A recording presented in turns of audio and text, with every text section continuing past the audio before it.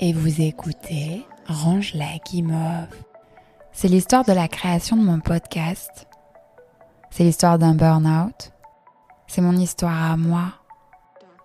Pendant des mois, j'ai écrit. J'ai imaginé ce podcast. J'ai tourné en rond. Je suis allée dans une direction. J'ai fait marche arrière. J'ai tout essayé, tout tenté. J'ai abandonné.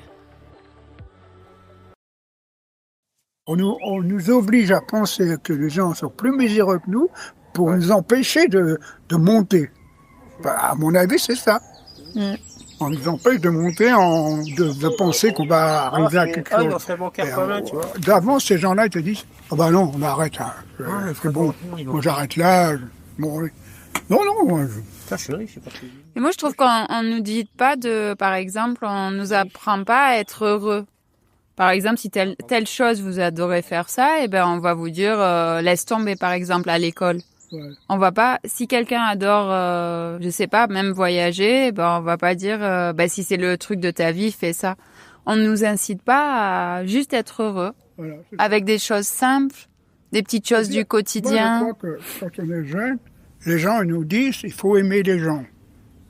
Et arrivé à un certain temps, quand vous avez des petits problèmes ou n'importe quoi, oh, tu te casses ta tête avec ça, ça vaut pas le coup.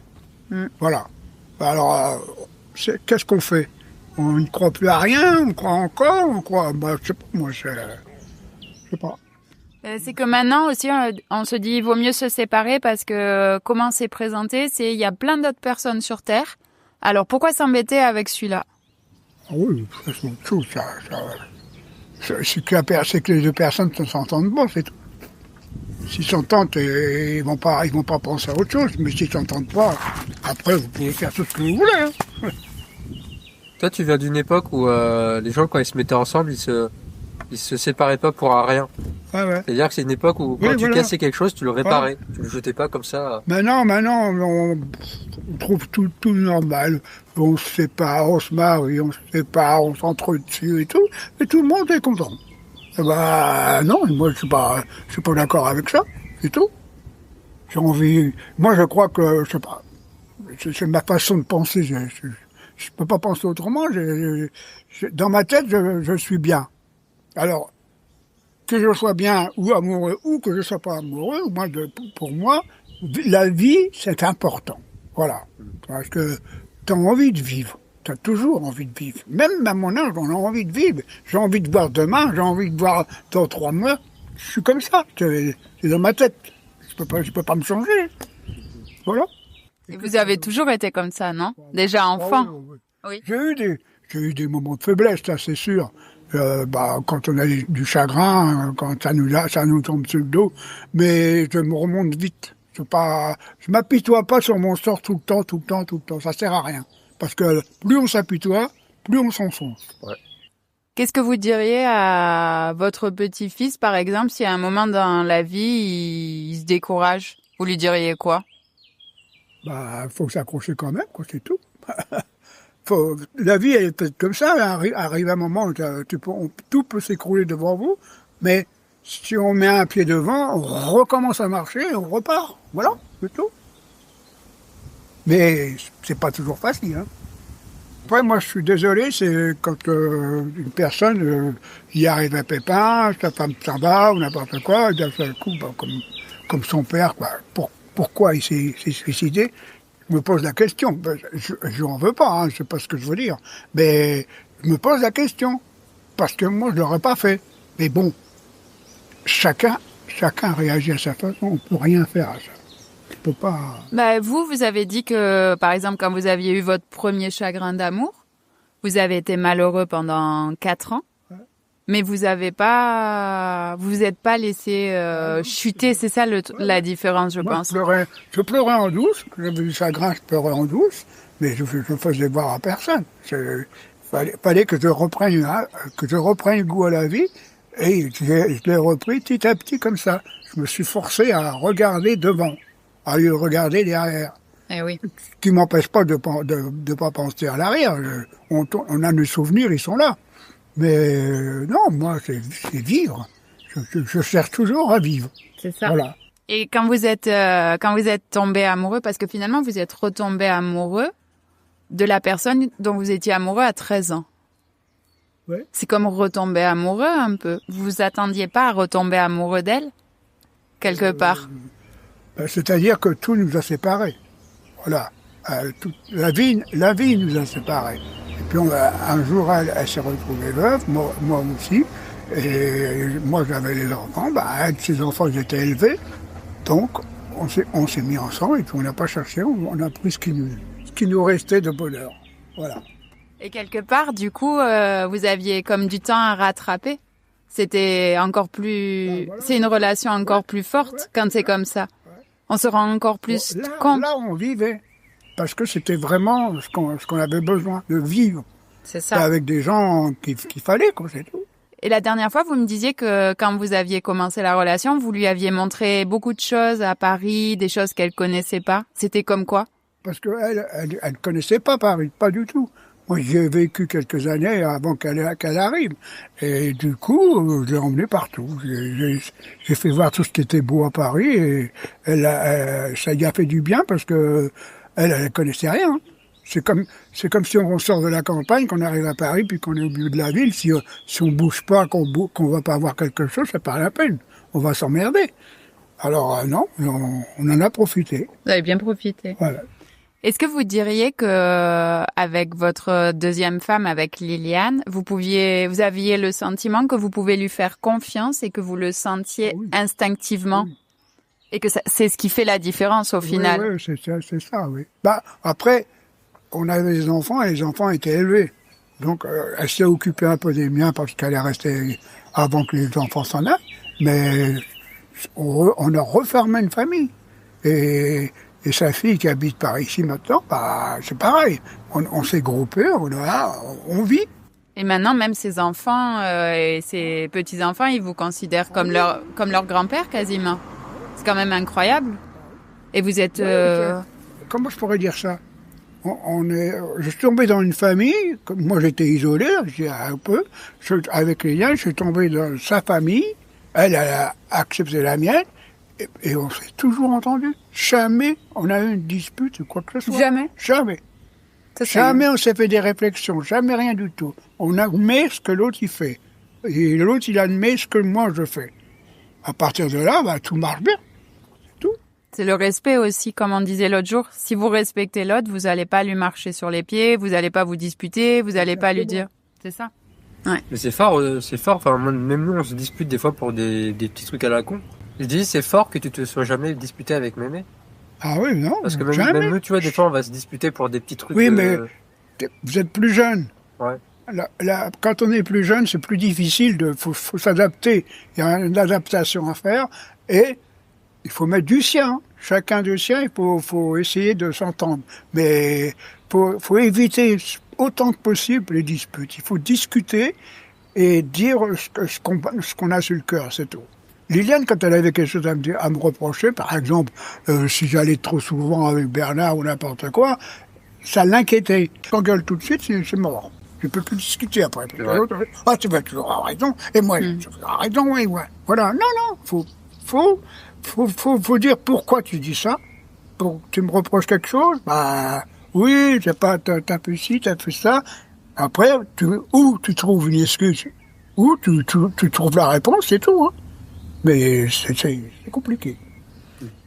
Mais c'est de communiquer, en fait, pas avoir de non-dit aussi. Parce que des fois, on va garder pour soi et des fois, on va s'énerver parce qu'on a trop gardé pour soi. C'est ça qu'il faut pas faire. C'est ça, à mon avis. Après, on explose. Surtout si on a un caractère un peu, des fois, explosif. Plus on va garder. Mais par contre, je trouve que c'est bien de pas parler quand on est énervé. Oui. Vous voyez ce que je veux dire? Calmer le jeu. On se calme de son côté et après quand on... Maintenant, je vais te dire ce qui m'a pas plu. C'est ça. Et voilà, ça m'a pas plu, tu as fait ci, tu as fait ça. J'espère que tu recommenceras pas à l'occasion. Voilà, c'est tout. Mais après, c'est pour l'un et l'autre pareil, hein. Moi, j'ai l'impression que si on communique, à part des problèmes vraiment très graves, mais il y en a pas tant que ça finalement, on peut tout dépasser. Mais souvent, il y a des personnes, on n'ose pas leur parler parce que, par exemple, on sait qu'elles vont s'énerver direct. Il y a ça aussi. Quand la personne en face, elle a un caractère vraiment difficile. Disons que quand moi j'étais marié avec ma femme là, elle admettait rien de moi parce qu'elle n'était pas amoureuse de moi. Je m'en suis rendu compte qu'après. Mais à ce moment-là, on n'avait pas des accros à tout. J'ai sorti beaucoup aussi, j'ai fait plein de choses, mais ça l'intéressait pas parce que elle pensait à autre chose. Et c'est ça. Voilà. Ouais. Alors, quand personne ne fait ça, c'est même plus la peine. Hein. C'est mort. Mais moi, je trouve aussi que peut-être, des fois, on a cru qu'on était amoureux. Moi, je l'ai vécu, de penser qu'on est vraiment amoureux, qu'on a trouvé l'amour, qu'on est bien avec cette personne. Mais en fait, parce qu'on n'a pas vécu le vrai amour. Et quand après on le rencontre, on peut tout réécrire l'histoire et se dire, en fait, non, il n'y avait pas d'amour, par exemple, alors qu'on le croyait. C'est ça, hein? Ouais. Mon avis, c'est ça. On se rend compte, tout ce qu'on a passé, les années qu'on a passées avec la personne ou quoi que ce soit, on se rend compte, qu'est-ce qui nous a accrochés, on ne sait pas. Ça a été l'éblouissement d'un seul coup, puis après tout retombe. Et puis après, si la personne ne l'aime pas, on ne peut rien faire. Hein. Mais moi, je dis que quand c'est comme ça, il faudrait... Après, ça fait partie de la vie, on apprend par l'expérience, mais si on avait les infos, on se rendrait compte que l'amour, c'est pas ça. Parce que moi, je me dis maintenant, avec le recul, je sais que quand j'étais enfant, une chose qui m'a toujours marquée, quand je voyais mes grands-parents ensemble, des petites choses, mais c'est des détails, mais ça n'en est pas. Par exemple, mon grand-père, en voiture, il avait toujours la main sur la jambe de ma grand-mère. Ensuite, quand ils étaient le soir, l'été, sur la terrasse, rien que d'être assis tous les deux sans parler, ça se voyait qu'ils étaient plus heureux que la majorité des personnes. Voilà. Et je pense que ça, même avec la meilleure volonté du monde, si vous êtes avec quelqu'un qui vous aime pas, mais qui vous le fait croire, vous n'allez jamais le vivre. Disons que, moi, quand j'ai été avec Liliane, quand on s'est mis ensemble, il a fallu quand même, parce qu'il y avait beaucoup de séparations, donc il fallait discuter. On discute un peu. Mais avec Liliane, quand elle avait quelque chose à me dire, elle attendait que je sois calme et elle me disait, elle me disait, voilà, c'est ça qui m'avait pas plu, patati patata.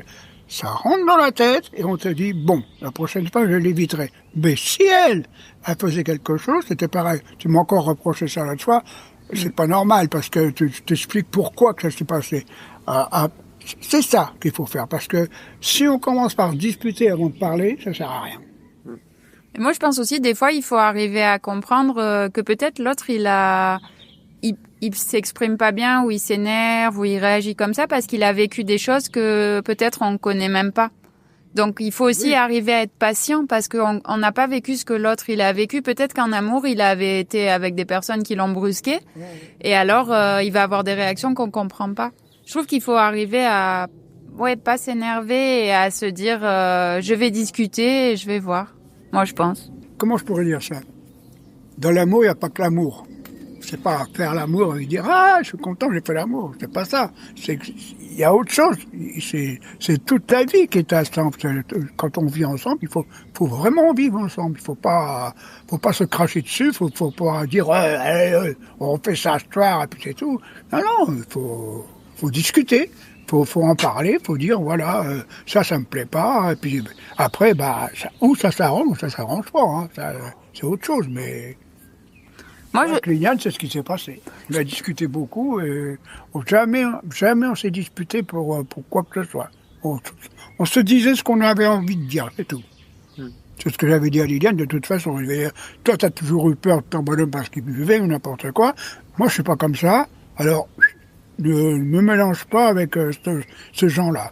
Moi, c'est autre chose. Et puis, je t'en ai aperçu, puis voilà. Et aussi, une chose que j'ai remarqué, moi, c'est que ce qui fait la différence, c'est d'avoir de la complicité, comme on pourrait avoir avec un meilleur ami. Oui. Pour moi, les couples qui fonctionnent, c'est ça. C'est pas, comme vous avez dit, c'est pas que de l'amour. Il y a aussi une part un peu comme de l'amitié, en fait. On rigole. C'est ça. Le respect. Le respect de la personne, c'est tout. Pour moi, c'est ça. Quand on respecte quelqu'un qui vient comme moi, Bernard, ils m'ont pas rejeté. Toute la famille m'a pas rejeté. T'as eu, d'ailleurs, au téléphone, j'ai eu plein de gens qui m'ont téléphoné, parce que on fait partie Bernard, il me dit, t'es comme mon père, parce qu'il a perdu son père. Il dit, t'es comme mon père. Alors, qu'est-ce que je peux répondre à ça? Je me dis que c'est un grand truc, parce que quand même, qu'un garçon me dise ça, qu'il me dise que t'es comme mon père, voilà, ça fait du bien, parce que je dis pas qu'après il faut me vanter, mais j'impose rien, moi. La seule chose qu'il faut faire, c'est jamais imposer. Si on impose quelque chose, c'est là que ça va mal. Parce que il faut expliquer avant d'imposer. De dire, ça me plaît pas, je t'explique pour toi, après tu le prends comme tu veux, mais je te dis la vérité. Voilà. Ça, c'est une vérité. Après, le reste, ça va de soi. Hein. Si on fait chacun des efforts, on y arrive. Hein. Faut pas rêver. Hein. La vie, c'est pas une route lisse. C'est beau au début. Après, ça s'agrine un peu parce que les caractères reprennent conscience.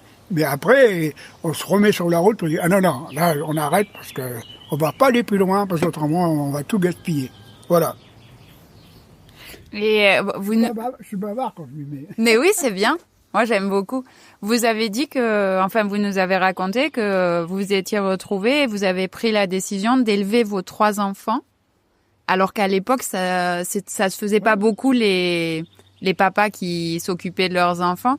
Est-ce que vous avez retenu des choses que, par exemple, quelqu'un qui se retrouverait dans cette situation, qu'est-ce que vous diriez à la personne pour l'aider, pour trouver la force de s'occuper de ses enfants? Moi, c'est dans mon caractère comme ça.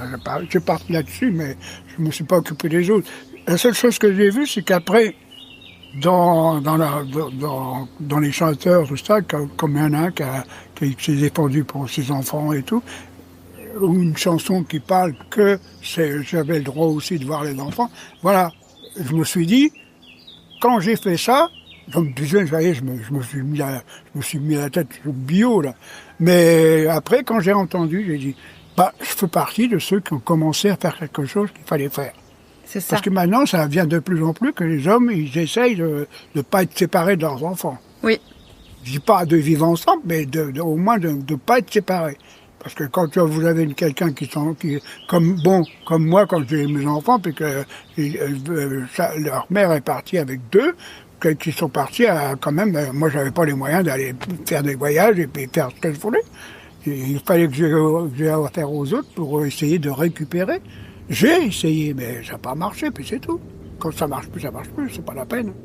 Mais quand on regarde aujourd'hui, à 91 ans, quand on regarde, là par exemple, vous avez 2 sur vos 3 enfants qui viennent et qui passent tout l'été avec vous. Oui. Pour moi, c'est quelque chose qui est quand même assez rare d'arriver à être comme un noyau comme ça. Ouais. Et je pense que c'est aussi que peut-être au fond d'eux... Je me retrouve comme mes grands-parents paternels, qui avaient tous leurs enfants dans le même village. Et moi, c'est un peu ça que je voulais vivre. J'aurais voulu tout le monde... Mais on peut pas. À l'heure actuelle, c'est plus possible. Faut pas rêver. Les enfants s'en vont, point, c'est tout. Mais voilà. Mais c'est la vie comme ça. Hein. Ouais, je sais pas. C'est compliqué. Mais pour moi, après, chaque personne, elle a une définition particulière de ce que c'est que réussir sa vie. Mais moi, je pense que des fois, réussir sa vie, c'est aussi transmettre un modèle fort et que ça va rester en fait. Par exemple, vos enfants, votre fille, c'est quelque chose qui va l'avoir marqué dans le bon sens. Et je pense que réussir sa vie, des fois, même si on n'a marqué qu'une seule personne, on a déjà réussi sa vie. Vous pensez ça aussi? Oui. Ouais, parce que je sais pas. Non, j'arrive pas à expliquer. Ça me dépasse après. Oui. Après, il y a une part de... Oh ouais. Mais en tout cas, déjà, c'est bien d'avoir dit ce que vous avez dit, que vous vouliez changer les choses et que avant les hommes, finalement, ils s'occupaient pas autant des enfants que peut-être ils passaient à côté de quelque chose. Maintenant, c'est changé quand même. Ça commence à bouger. Maintenant, les gens ils prennent leurs responsabilités quand même, par moment. Dedans, il y a toujours des crétins, mais c'est quand même parti au loin, quoi. Et on peut être, comme vous, un papa qui s'occupe de ses 3 enfants et on y arrive. Voilà. Vous êtes un modèle pour ça. Un exemple, en tout cas. Ouais. Peut-être pas modèle, je pense que vous n'aimerez pas le mot modèle. Non, j'ai toujours été comme ça, j'ai rien à faire. Pas bête. Et votre maman, elle était comme ça aussi. Oh oui. Vous avez aussi ce modèle-là, non? Ma mère, oui. Elle ne nous aurait pas lâché pour rien au monde. Hein. Oh non.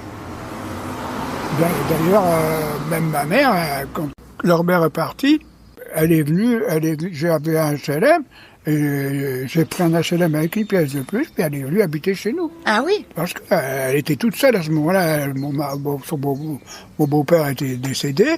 Alors, elle dit, tu veux que je m'installe chez toi? Ah oui, ça m'arrange, parce que le temps quand je travaille, que les gars sont à l'école, et puis tout, elle s'est occupée des enfants. Alors, c'est quand même...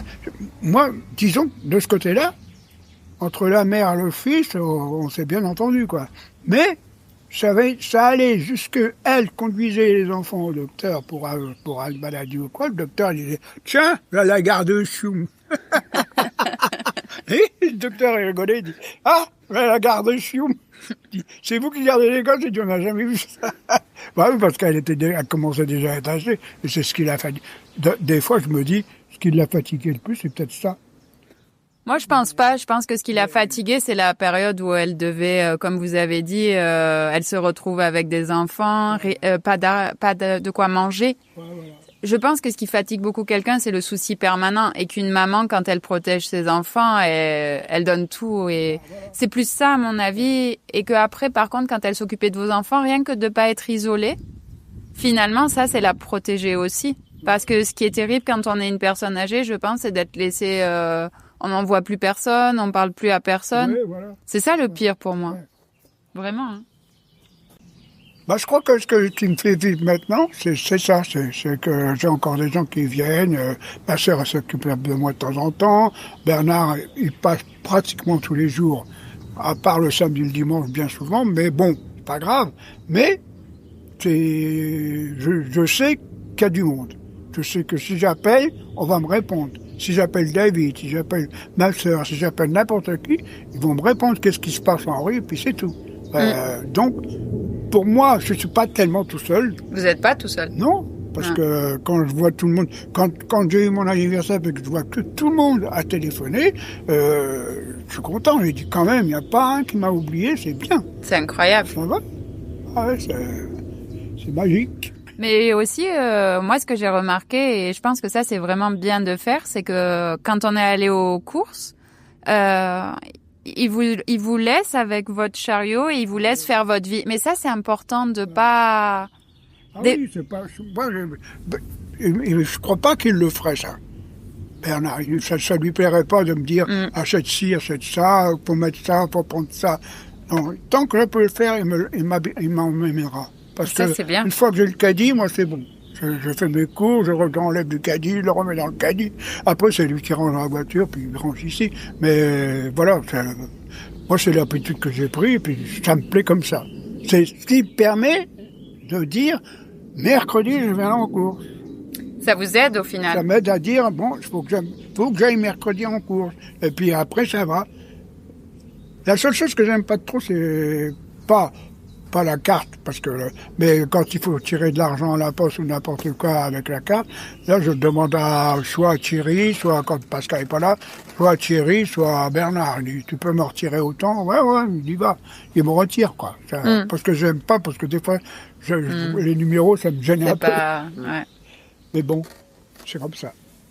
Mais n'empêche, c'est rare. La dernière fois, quand on avait acheté pour votre anniversaire, la dame au magasin, quand on lui a dit qu'on fêtait vos 91 ans, le premier réflexe qu'elle a dit, elle a dit « Oh, il a encore toute sa tête !» Et alors j'ai dit « Et pas qu'un peu !» Et pas qu'un peu. Les gens, c'est ce qu'ils pensent tout de suite. Ils se disent direct. Ils me disent « Vous en avez encore la tête quand même !» J'ai dit « Oui, j'essaye, mais bon, jusqu'à quand, j'en sais rien, mais... parce que j'ai peur, justement. J'ai peur de perdre la mémoire. Alors, je note mes courses. Enfin, je suis obligé parce que même en notant, des fois, j'oublie. Non, enfin, c'est qu'un détail. Mais c'est comme ça. Je mets tous mes comptes à jour. Je suis tout. Je fais tout ce que je peux pour m'occuper de moi 2 mois. Voilà. Et ça marche, n'empêche, parce que vous êtes quand même très indépendant. Ah oui. Vraiment. Pour l'instant, je suis indépendant. Et ça, c'est vraiment, c'est rare, hein. Mais vous avez dit l'autre soir que aussi parce que vous voulez surtout pas vous retrouver, malheureusement, comme beaucoup de personnes, à se retrouver à devoir quitter sa maison et être en maison de repos. Quelque part, c'est votre moteur aussi de se dire, je suis chez moi. Ouais, parce que là, je me sens pas. Dans ma tête, je me dis, si je m'en vais dans une maison comme ça, je vais mourir. C'est fini. C'est là que je vais mourir. Parce que là, je mourrai d'ennui parce que je vais voir tous des gens comme moi au même endroit. Il y a des gens qui passent là, des fois, une fois par semaine ou tous les 15 jours. Tout un groupe de gens, ils sont moins une quarantaine. Puis ils marchent. Ils sont bons, ils marchent. Ça, je peux pas le faire. Ça vous gonfle? Ça me sort de la tête, j'arrive pas. Je me dis, je vais me retrouver avec tous les gens âgés, pour peu qu'il y en ait un qui déconne, l'autre qui comprend rien, ça va me déplaire. Et ça me déplaît. Moi, j'aime bien vivre tout seul. Ben, en fait, je pense que vous, et ça vous l'avez depuis l'enfance de ce que vous avez dit, vous savez ce que vous voulez et ce que vous voulez pas. Et souvent, les gens, malheureusement, ils sont pas cette capacité à se dire, moi, je veux ça, ce côté-là très précis. Je pense que c'est ça, hein. Ouais, quand je me suis marié, j'étais persuadé que j'étais parti pour la vie. Et après, j'ai réagi, puis j'ai réagi comme il faut, quoi. Je me dis, non, je voulais pas séparer mes enfants. J'ai dit, mes enfants, ils vont être élevés tous les trois.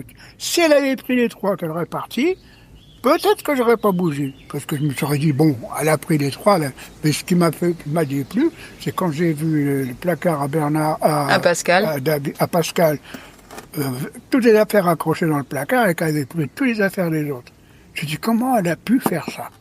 Dans ma tête, je dis, comment elle a pu faire ça? Elle a cru que parce que j'avais laissé mon fils, que j'allais pas faire chier le monde. Elle est tombée sur un autre. Ça, là-dessus, c'est vrai que je suis têtu. J'ai pas cédé. J'ai dit, je ne céderai rien du tout. Voilà, c'est tout. Tu veux pas revenir, eh ben, on n'en parle plus, mais moi, mes gosses, je veux les avoir, c'est tout. Mais je veux les avoir à trois. Ensemble. Pas un par là et puis deux de l'autre côté. Ça, je voulais pas.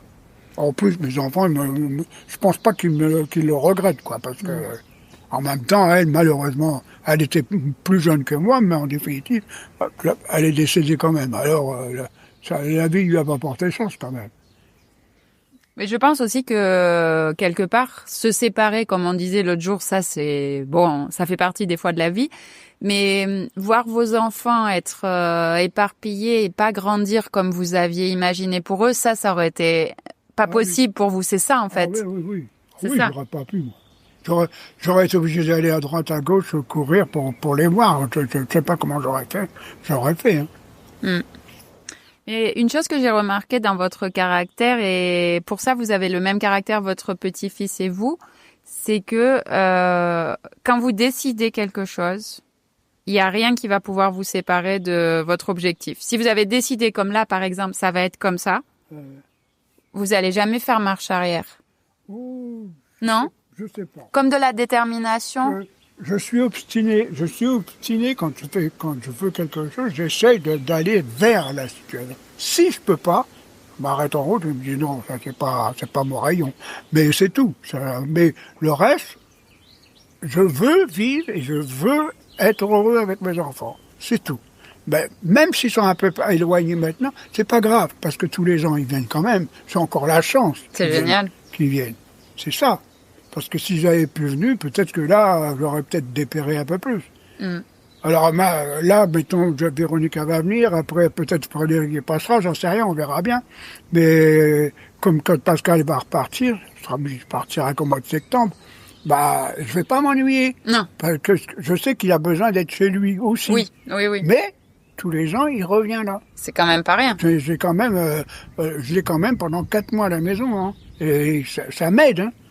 C'est ça qui m'aide. Alors, quand il s'en va, je suis jamais triste, hein. Quand quelqu'un s'en va, je ne suis jamais triste. Parce que je me dis, c'est la vie, il faut passer au-dessus de ça. Et donc, parce qu'il y a des gens qui disent, ça te fait pas drôle que non, c'est la vie, il faut qu'ils partent. Comme le dernier petit-fils, enfin le dernier ou le deuxième, je sais plus, qui est parti, là, bah voilà, ils sont venus me voir avant de partir, ça m'a fait plaisir, parce que ils ont fait quand même l'effort de venir me voir. C'est ça qui est bien. Alors après, c'est leur vie, hein. On peut rien faire à ça.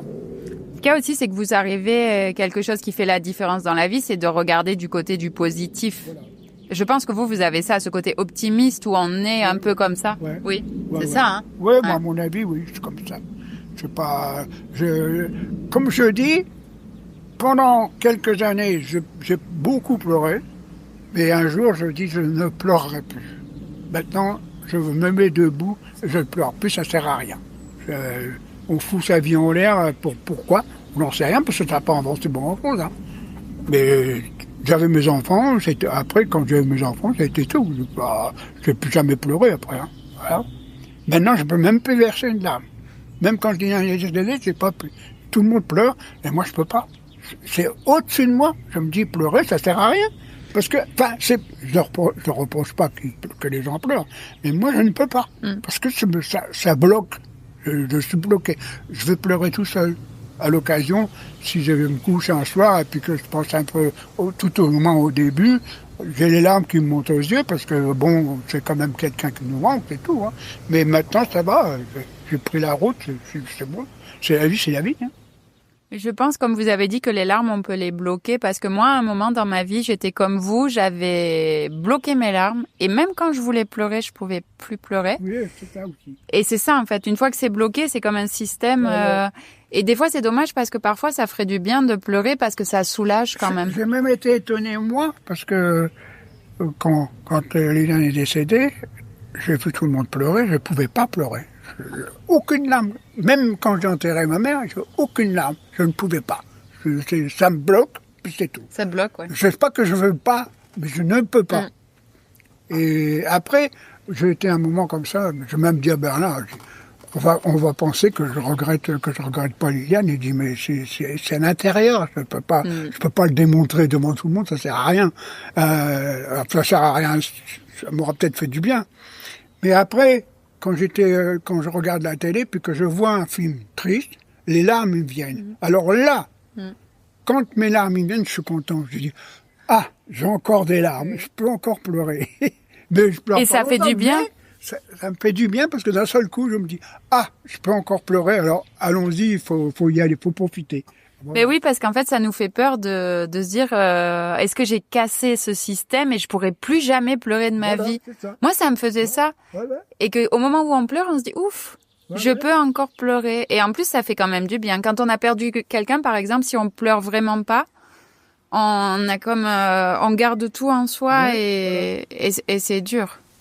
Ouais, moi, c'est toujours ce que j'ai ressenti. C'est pas, c'est comme ça.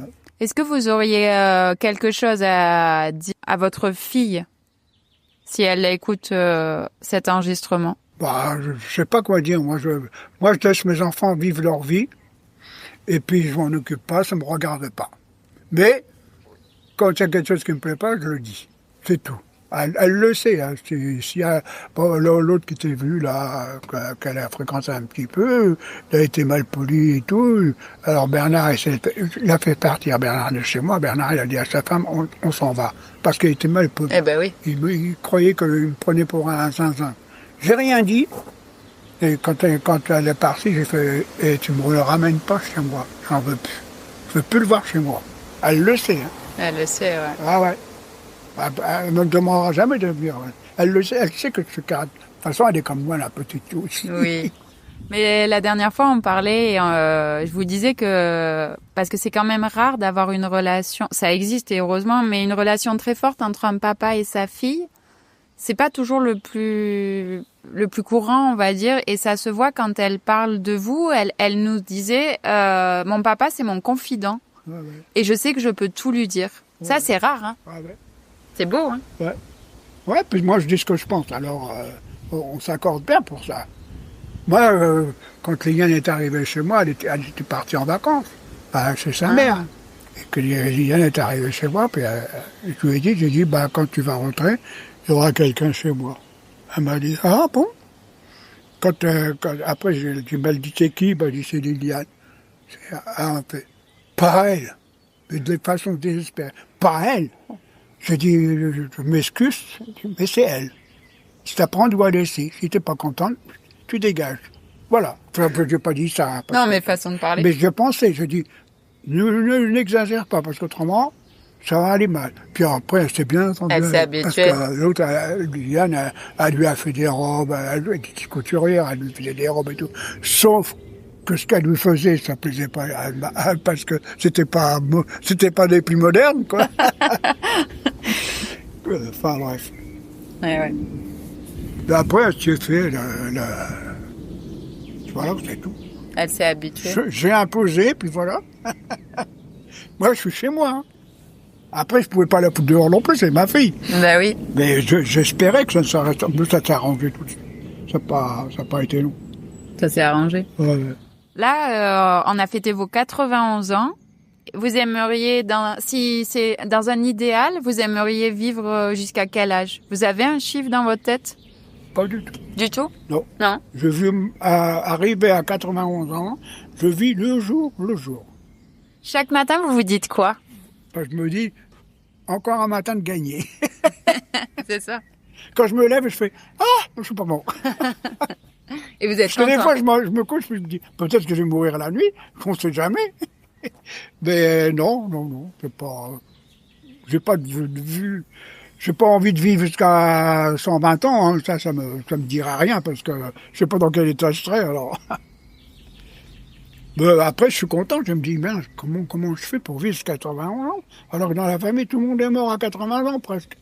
Mais moi, je pense que c'est ce que vous avez dit tout à l'heure, c'est vous aimez la vie et vous pensez que la vie, c'est important. Et ça, c'est pas rien. C'est ça, oui. Moi, je pense. Disons que j'ai toujours envie de vivre. C'est ça. Voilà. Je sais que je vais mourir un jour, parce que on est plus près de la mort que de... Mais je vis au jour le jour, et puis je me lève le matin en me disant, encore une journée de gagner. Enfin, je suis pas sûr de la finir, mais bon. Et c'est beau, hein? Ouais. Ah ouais, je suis comme ça, je peux pas me refaire. Je vais pas me changer, hein. J'y arriverai pas. Mais moi, je trouve que c'est inspirant, en fait. Moi, j'aime bien me parler. J'ai le regret que je peux pas parler à mes grands-parents, par exemple. Ouais. Et je pense que ça apprend énormément. Ouais. Qu'en fait, les grands-parents dans la vie, dans mon cas, à moi, par exemple, ça m'a plus appris que toute autre personne, en fait. Moi, j'avais mes grands-parents paternels. C'était des gens adorables. Et puis, je suis parti à Paris, puis ils sont morts entre-temps. Et puis, à ce moment-là, je n'ai pas pu retourner à l'enterrement et tout. Je regrette tout le temps. Je me dis, j'ai même pas été là quand ils sont partis. Mais bon, c'est la vie comme ça, on peut rien faire. Mais moi, je crois que les personnes qu'on aime et qui nous aiment, elles nous connaissent. Et par exemple, si on n'a pas pu faire quelque chose, on s'en veut beaucoup. Et ça, on a cette culpabilité quand on perd quelqu'un, toujours. Voilà. On se dit, j'aurais dû. Et voilà. Et en fait, si on réfléchit vraiment, je pense... C'était bien. C'est ça, on a fait comme on pouvait, on a fait du mieux, je pense. Voilà, c'est la fin de cet épisode.